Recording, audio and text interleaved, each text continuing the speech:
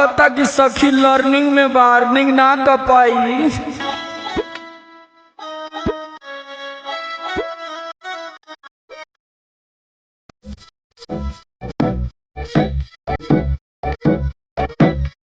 पूछ न पावे चुए कहीं पानी कार्पोरेटर से भइल बारे तंग जवानी रोज रोज के मैटर से।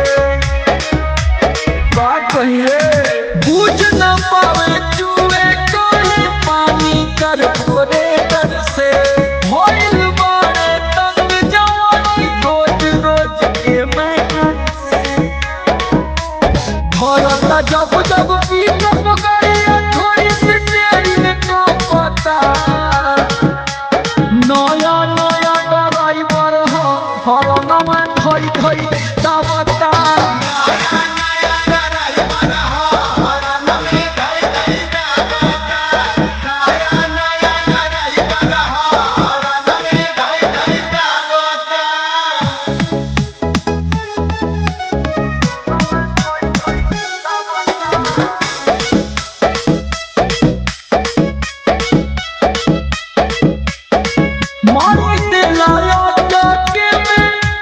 से भीरे हो भीतरी के मोबिल सारा बहरी देला फेंक हो और पूरा छिटा मार देला ये सखी मार देला चौके में हज से भीरे हो भीतरी के मोबिल सारा बहरी देला फेंक हो।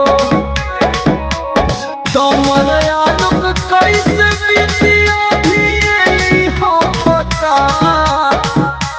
नया नया ड्राइवर हरना में धोई धोई दावता।